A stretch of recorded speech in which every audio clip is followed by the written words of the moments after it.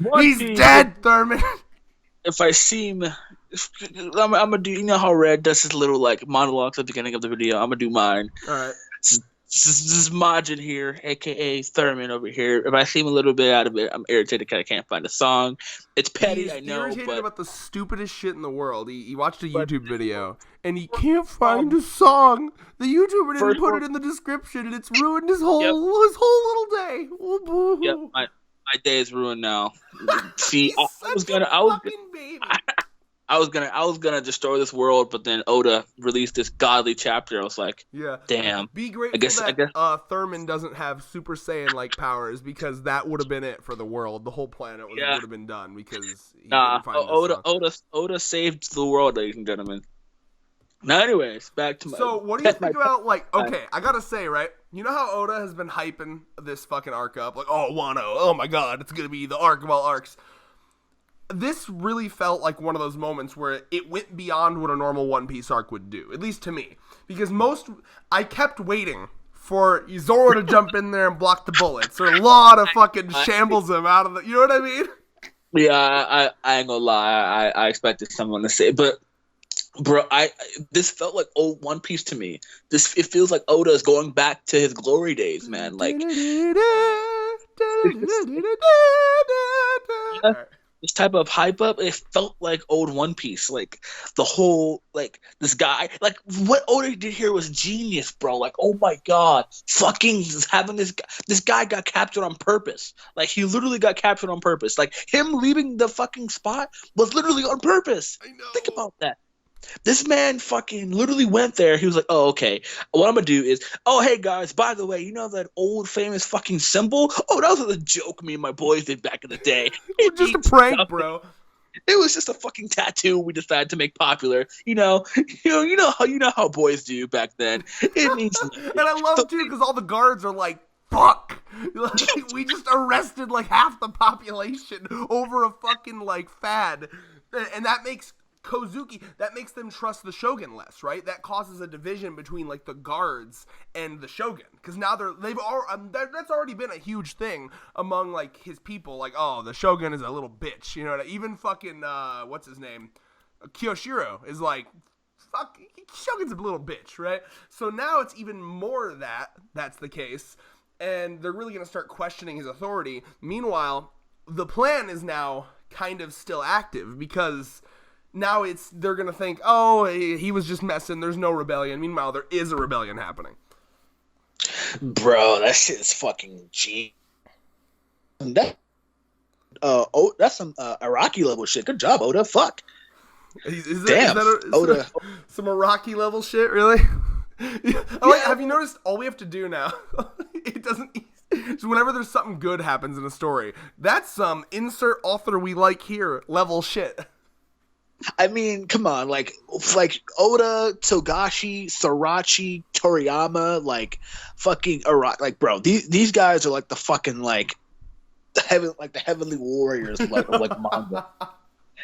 And yes, before you guys say it, yes, Rumiko, the creator of Inuyasha and her other works, is in there too. But that's a video The for another day. heavenly warriors descended Anyway, from manga heaven. But no, the I mean, manga. But bro, it's like I feel you on that though. I legitimately thought like someone's gonna come in and save him.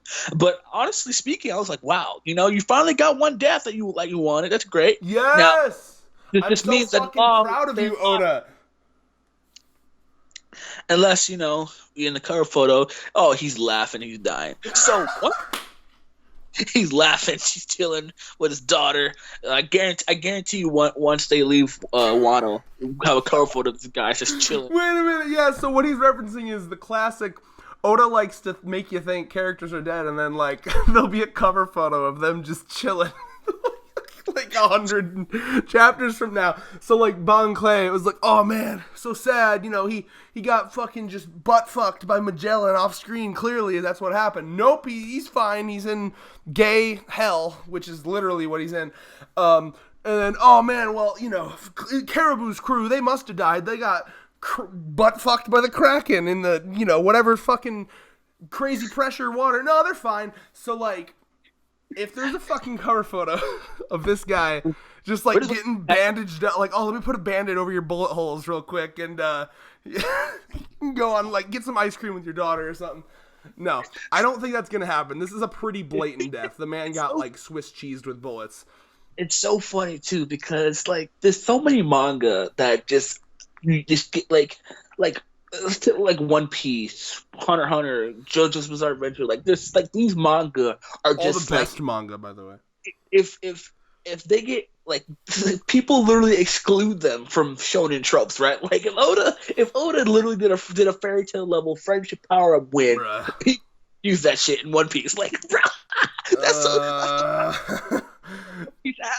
Literally, Oda could literally do the most cliche shit, bring back a character that dies, and people won't complain about it. Well, yeah, because here's if you want my genuine take on something like that. What it is authors build up a certain level of trust and respect. So, for example, if you take someone like Oda, who has done amazing work for decades straight, they have a bit more fuck-ups before trust is lost in them. So if Oda does a fuck-up or two, most people are going to be like, well, I trust Oda because he's done so good, so, you know, I'll give him a pass on this one, or I'll see where this goes. Meanwhile, you know, if like, Fairy Tail's author fucks up, it's like, oh, another fuck-up, you know, that's how it goes, right? It's the level of trust that the author kind of gains. It's so funny too because Hiro Mishima actually has made some great decent manga. Like people, Brave Master. People consider him like on the level of like of Kishimoto and what's his name, Kubo and you know, and the Toriko author. Yeah, the big three level shit, right? Because Rave Master is 100, like has 300 chapters, and then Fairy Tail has about 500. So Fairy Tail is right in the same like era as like Bleach. I wouldn't say One Piece, but similar. One Piece, Gintama, like, you know, heavy hitters. So it's funny how you can see that, but then like people like Togashi and like Araki can like fuck up all they want. People like, oh, untouchable Togashi. Like it's just so funny to me. So going back to the chapter, what was your thoughts? So we got a little bit of a backstory here. We got to see like a little bit of the strictness that people were calling him strict, right, as a leader. And you know, I like that he's basically, so the area of Wano that he governed was basically, the way that I understood this translation was like, this is like a harbor city. So you're gonna have good ships, bad ships. We have to be prepared to defend Wano. If some douchebags show up, we're killing the fuck out of them. If they're good, we need to, you know, welcome them. And, you know, they're basically like the welcoming party. And I imagine, considering they are an isolationist country, you know, no one in, no one out type shit. I'm not sure how they deal with it. I guess visitors did happen because you had people like Ace and stuff, but that was a lot later. I'm not sure. But I guess, you know, either way, you see kind of what he did. But then his conversation with Odin here, I quite liked. This man Yosu's living his Trump's dream right now. Instead of building that wall, he's building that fucking samurai wall over there, stopping all fucking immigrants from coming in. Oh, can you imagine if Trump ran on a platform of create an army of samurai to form a human wall at the border? Instead of saying build that wall, he said build that samurai. Oh, that is a stretch of a joke, but would the weebs vote for him? I was watching a funny video. It was like a political compass rap, and one of the things was like, can't you just find something that you guys can all agree on? And then he was like for example, every political side has someone supporting, or there was something like all your supporters have anime profile pictures, and they're like, yeah, that's true. There are anime fans on every side of the political spectrum. There are Hitler supporters that are anime fans, and there are fucking like full-on anarchists, like destroy the government, that have Hitler. Fuck, god damn it, that have anime profile pictures. I might cut that out. That was too many Hitler references for me. Anyway, but so what did you think about Odin here? The little glimpses of Odin that we saw. The vibe I got was that his father. Actually, let me read, because I'll be honest, I'm kind of forgetting about this. So like he got kicked out of the castle at some point to prove himself as that he could be a true leader. Did you get something out of this that I missed here? I didn't. I didn't really see the full on like significance of the back of the backstory. Honestly, for my first thing, it was like, damn, wow, this guy didn't really age well. But then again, almost starving to death can change Yeah, it. yeah. Well, I was paying a lot of attention to Odin since he's been kind of like the really important character, and Oda's doing that thing that he does with important characters where he keeps them like shadowed out. He did the same thing with Green Bull during Reverie. I was thinking like, why is he shadowed out? Like the way his design, he looks more of like a Pirates of the Caribbean pirate than someone from Wano. Like, look at him. Like he looks very happy and jovial. I like his design. I mean, he looks kind of happy, and I like they have a very I don't know if I'd call it father son, but there's definitely a mentor role going on here because he hits him and he's like, you gotta be a leader. But what I think my favorite part about this whole thing with Odin is one of the first times Odin was ever mentioned was back during Zoe, and what they said about Odin was obviously it's at this point we didn't know that it was Momo's father. We thought it was... Is that when they revealed it? I'm not sure. But, as Momo's father, he was executed by Orochi, who is now the shogun, working with Kaido. But the big thing they said was Odin's dream was to open the borders of Japan, which mirrors the actual... It's not Japan, I'm sorry. God, I'm tired. Open the borders of Wano, which mirrors the history of Japan, which was also an isolationist country for a long time. So Japan was completely closed off from visitors for decades until very recently. And so Odin, what I like about this is Odin wants to sail the seas. One could say he almost wants to be a pirate, which makes me think maybe him and Roger had a thing. I'm just saying. Yep. Yeah, so I like that ties into his goal of opening the borders, which kind of makes it a selfish goal, which I think makes his character more interesting, because it's not some, noble reason, it's just morally better to open the borders. No, it's like, I just want to travel, let's open the fucking borders, travel is cool, I want to see the rest of the world, this isolation is shit and bullshit. I like that. Odin's like, fuck this racist shit. Open the borders. Let them in. Odin always has really good lessons for every arc. You got against racism shit with Fishman Island. You got a lot of lessons against slavery. He's basically, you notice too, by the way, and this is one of my just a little political jab. Anyone who's right leaning, on the right, or a conservative, if you read any book, watch any movie or TV show, do you notice that every single hero, every single lesson in almost every single book is always left-leaning? It's always progressive values, against racism, against borders, against slavery, against, against the corporation, against the man. It's always about one single hero rising up. Those are all left ideals. So if you're fucking right-leaning and you're reading all this shit, you have been brainwashed and you have no idea what you're fighting for, because every single fucking hero and every single fucking story is fighting for left-wing ideals. Get fucked. Just wanted to put that out there. Yeah, until they realize, damn, maybe open the borders is a good idea after all. Woo! More dark humor. To clarify, completely open borders is a little ridiculous, obviously, because once you just you can't just let people, as many people as you want in, but you can't do a Trump style thing either. Oh God, I feel oof. Maybe I should calm down. I think I'm leaving. We're getting into some controversial shit here, but stop me, Red. I should be stopped. Somebody stop me. Somebody stop me. I'm not turning this into full-on political talk, because every joke I make, I have to then clarify what I actually mean, so it can't be used against me in a potential future where I run for some sort of office, which will never happen anyway, because I make dick jokes every day. People are gonna. I guarantee. I'm waiting for that one person who shows on videos and look at this. They support. No, I want to be a fucking journalist one day. I want to be a political journalist, and I'm just so excited for the day that someone finds this channel and tries to smear me with it. Bro, someone's gonna blackmail us with this channel one day. It's gonna be and here's how you beat the blackmail. You say, I don't care. You say, cool, good, shocker. Every fucking person in the history of ever has made stupid jokes with their friends. So most people, if you really get down to that level and be level with them, hey guys, listen.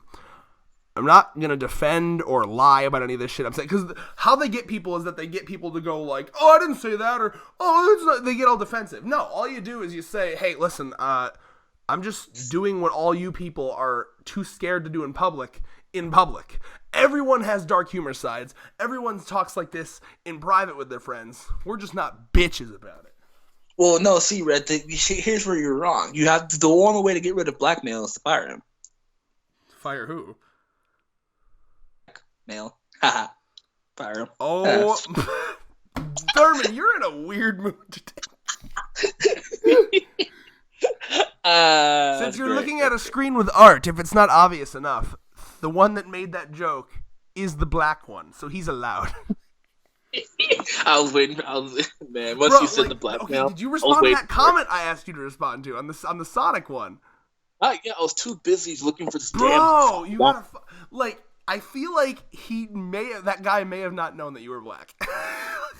Because that guy was like, "How do you, black people like Sega? Oh, who the fuck says? How do you know?" And I'm like, "I didn't say it. I guess say it." It's racist to comment on the fact that black people like a Japanese video game console. Wow, good to know. Just a sweeping generalization, typically. Okay, back to One Piece. Okay, so before we go to the hold on. Before we go to the thing at the end that I really want to talk about, this entire fucking chapter is his speech. So are there any particular tidbits of his speech that you wanted to talk about before we go to the big thing at the end? I kind of commented on that. I like how I thought he was gonna. Honestly speaking, I was expecting something like a little like bigger, but I like what Oda did with this, right? It was very, because I was expecting him to be like, oh, I have a big secret that Oda doesn't know, but it was just like him making their plan easier. And I like how Oda does this, right? Oda, because think about it, right? It's all planned perfectly. This is a funeral for Komurosaki. Like literally, this whole gathering means everyone's gonna be watching, and everyone's gonna be there already. Yeah. So this man, you have to think about it. This man was planning to die that day. Like he was planning to die just to save the fucking. Yeah, I guess he's in play. Yeah. Think about that. He walks out. He walks out. He says, "Oh, hey, blah blah blah. Hey Usopp. Hey Nami. Whatever. He's captured." Oh, right? By the way, remember when we were confused about him calling Usopp beautiful man? It was a mistranslation, or I've said that wrong. Because he said perverted man in the mistranslation. It was actually beautiful man. So he was just complimenting him. Oh, that's why Usopp was like, "Oh." So think about it, right? So because one thing I like to mention in the speech too is that they said, "Oh, we captured the thief boy." It's like, nope, sorry, I lied. That wasn't me either, right? So which is a double lie because I'm pretty sure it is him. I think he's just fucking with them again, honestly, because I'm almost positive it actually is him. Even if it isn't, I must play devil's advocate. Even if I must go on the side that it isn't. Think about it, right? So not only did he protect the fucking plant, he also protected the fucking Robin Hood level thief who probably is part of the plan or maybe isn't at all, right? So then his whole story was just him basically saying, "Oh, the plan's false. Sorry, just a little tattoo that me and my boys made up back then." The boys did back in the day. We frat parties, crazy shit. You know how you make fake bands back then? Yeah, we made tattoos. It's just rebel culture. We went to Wano Hot Topic and got it all. Got a couple shirts and bandanas with it on it. And think about this, right? Think about how smart he was by making Orochi shoot him first, right? He did a good job, right? Yeah, he pulled a Han Solo, right? Isn't that a joke? A Star Wars joke? Fuck Star Wars. Anyway. Fuck Star Wars. Manga's better. Get the fuck out of here, Star Wars fans.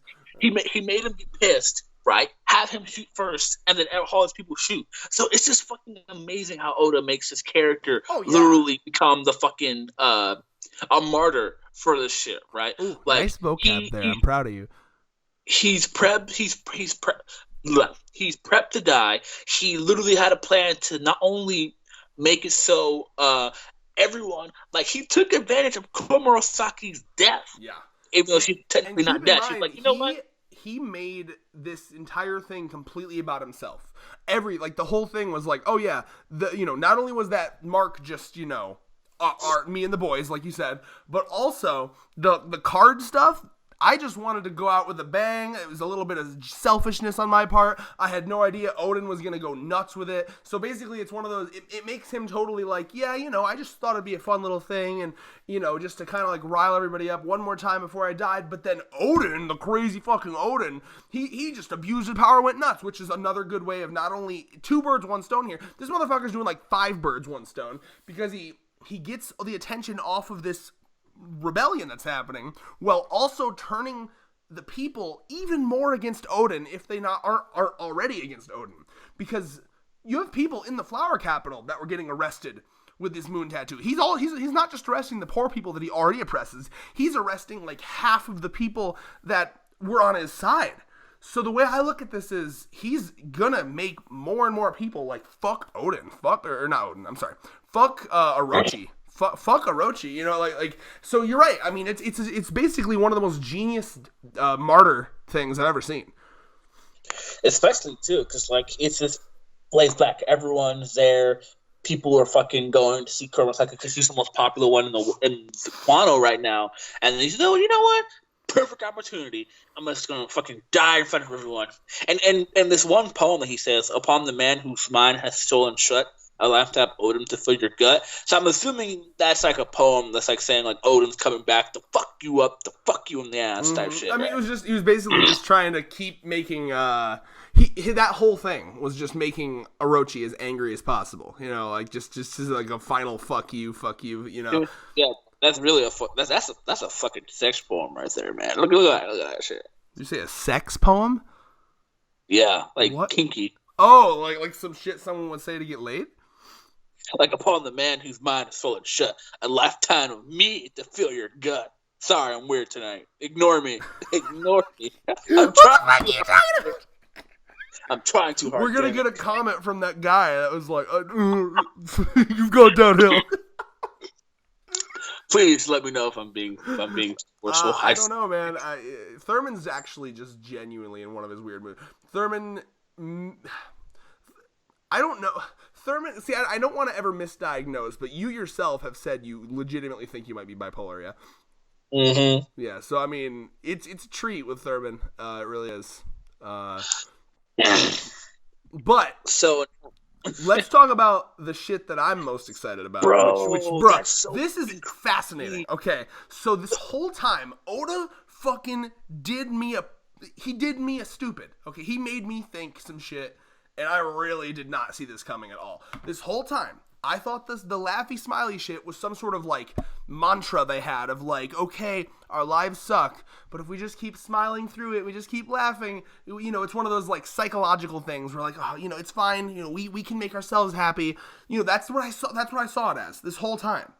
But no, somehow, and we're gonna have to speculate on this, the artificial devil fruits somehow have something to do with stealing their emotions other than happiness? Like, that's all of their expressions except smiles. It's just like, because I guess, now wait, one last thing. Could this tie back, because I've always wondered, right? Ever since Doflamingo was talking about manufacturing artificial devil fruits, he called them smiles. We never knew why they were called smiles. Are they called that because this is some sort of crazy side effect that they have?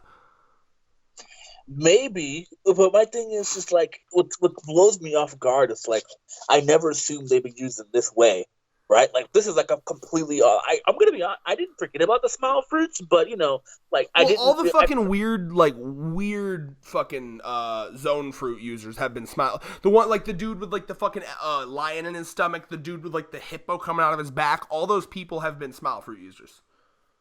Yeah, so I'm like, okay, so then if those guys are smile fruit users, then why are these people like? It must be like one of those like.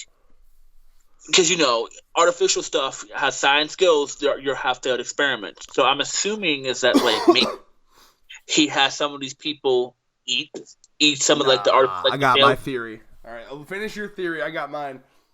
Like, me, I don't know. Like, it's interesting. No, I got my theory. If you don't know, bitch, here I come, baby. Okay. All right. This is genuinely fucking fascinating. So, I'm going to take you back all the way back to pre-time skip, okay? When Doflamingo, and this goes back to Oda's Goda's godly foreshadowing.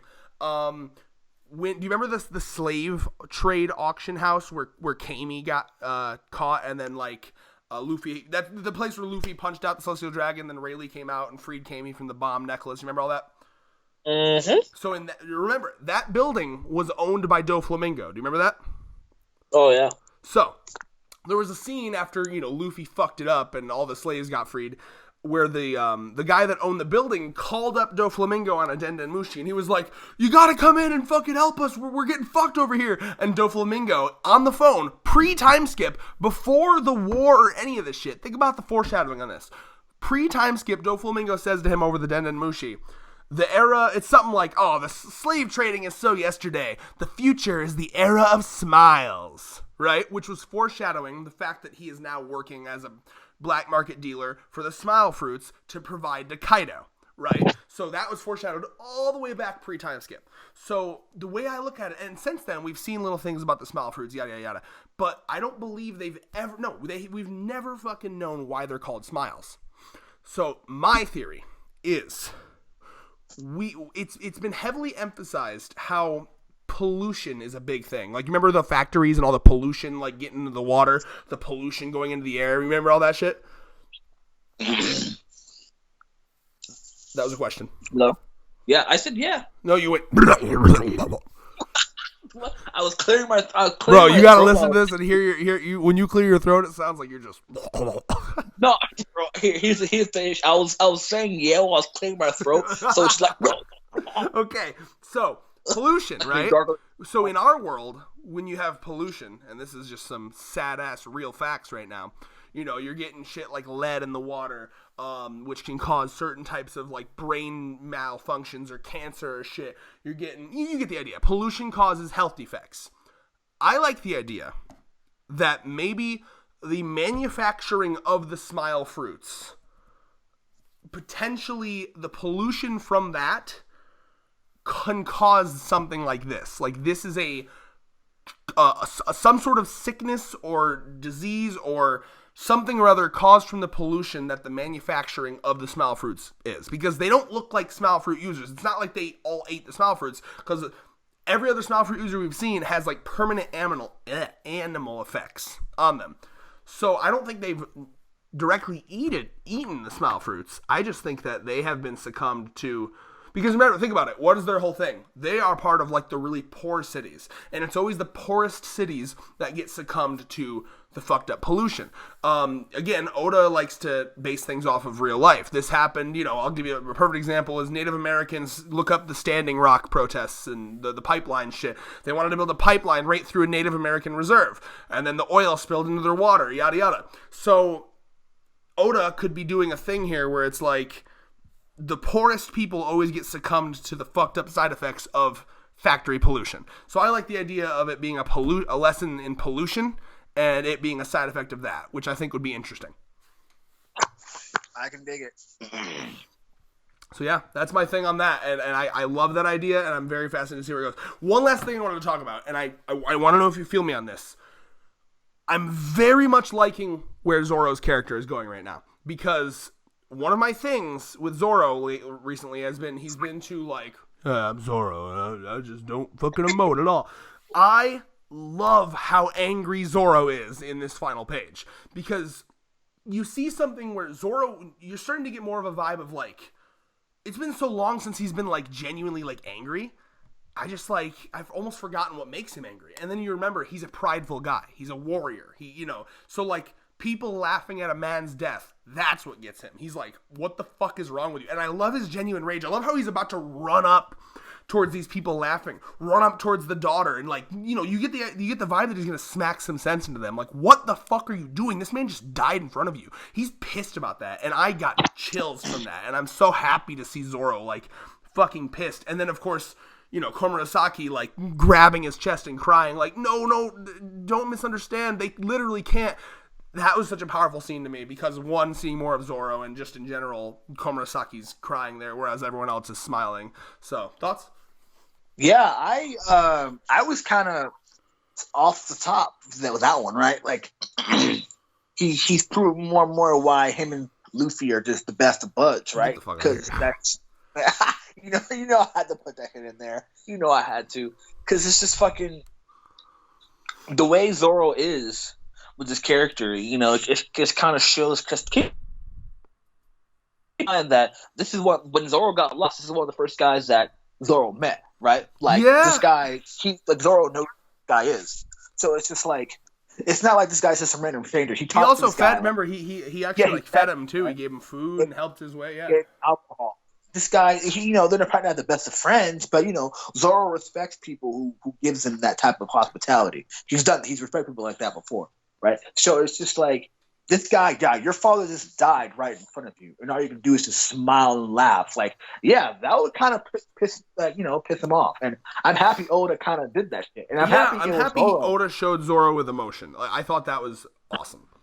I like it when because keep in mind this type of stuff is like what pisses off Luffy in like certain degree. We've seen Luffy kind of like why you like in this specific situation, Luffy's usually the one who's like angry. So it's nice to see that other crewmates, not just Luffy, are pissed off about certain situations like this. I think that's really well done on Oda's part, kind of giving the focus for like other crew members kind of pissed off with certain situations like this too. I find it extremely fascinating. So I'm gonna jump right into theories for next chapter or what I want to see predictions. I hope to see some sort of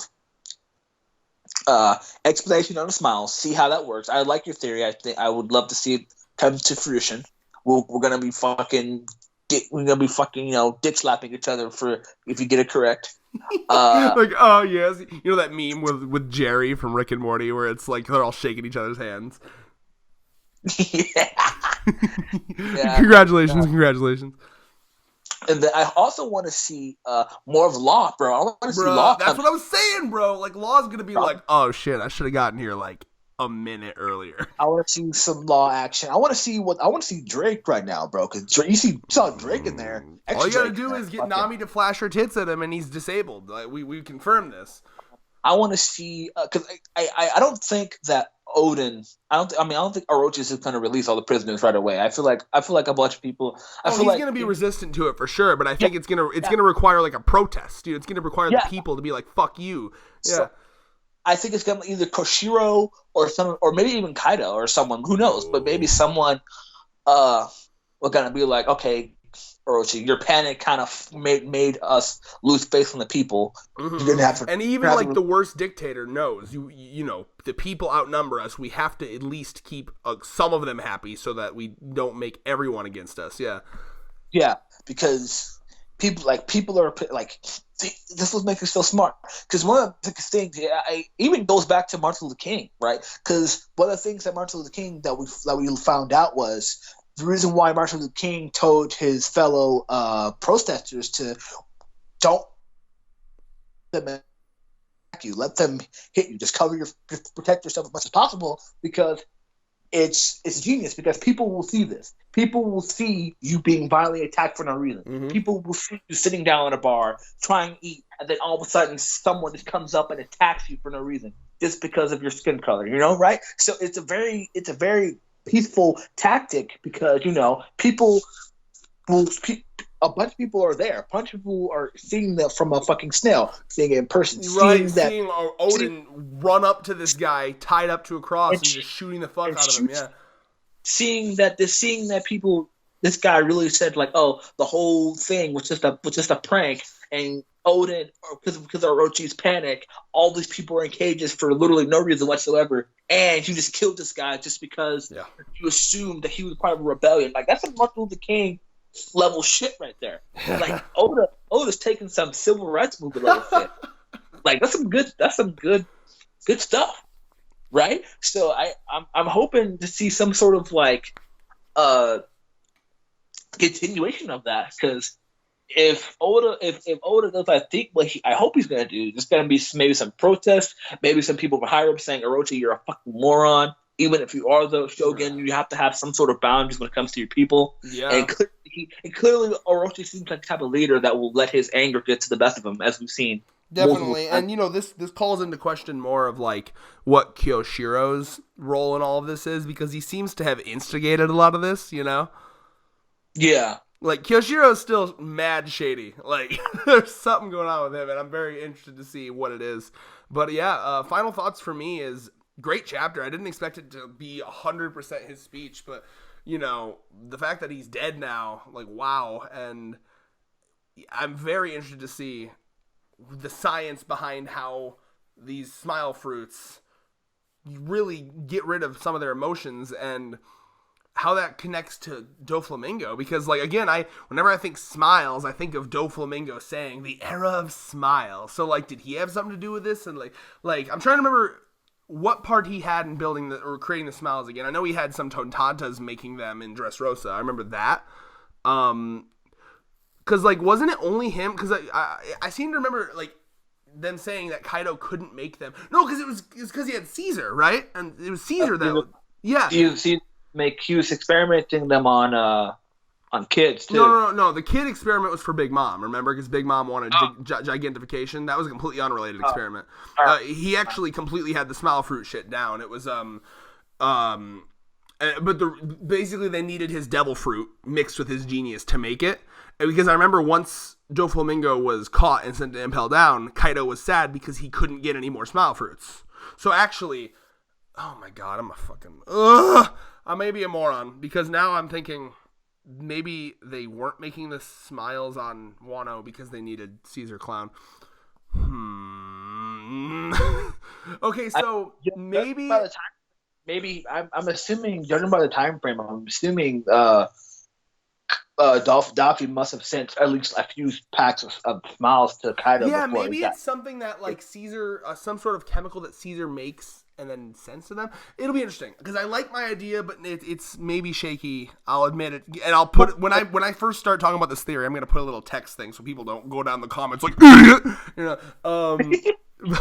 But like I'll be like, I get to it, I promise. But I'm genuinely curious now because it does not. The reason I say what I said is because it doesn't seem like these people specifically, the smiling ones. I don't think they ate fruits. I don't think they would waste fruits on them. I don't think. My only thing is like they had prototypes, but then again, I mean that's even then because so weird. Because there were prototypes on not for the Burke. What the fuck is that shit called? Punk Hazard. Punk Hazard. There were prototypes. Momo ate one. So I mean, yeah. Well, wasn't that was the one that was made by Vegapunk, which is why it's better than the other ones. Yeah, so my thinking, because think about it, right? One of the main reasons why Daffy was pissed was because, yeah, not only did Law cut like their only supply that they needed to make smiles, but they also captured Caesar who can make more. So my assuming is that, yeah, Caesar can make more, but Law cutting like that whole supply that they had, that factory was like a humongous like loss. It was like losing. It'd be equivalent to Dr. Stone, like them like losing like the main ingredients like right. first. But it was definitely implied that without Caesar, they couldn't make it. Because remember, that was the big deal when they were holding Caesar hostage. It was like, without Caesar, we literally can't make this shit. Yeah. So, yeah, Caesar's like main point. I'll be curious. The only reason I say what I say is because it has to be like an outside, like a secondhand smoke style effect, right? It can't be like a first-hand thing. They didn't eat the fruit themselves. It's some sort of secondhand effect. That's why I say what I said. So yeah, but with that, peace for me. Peace.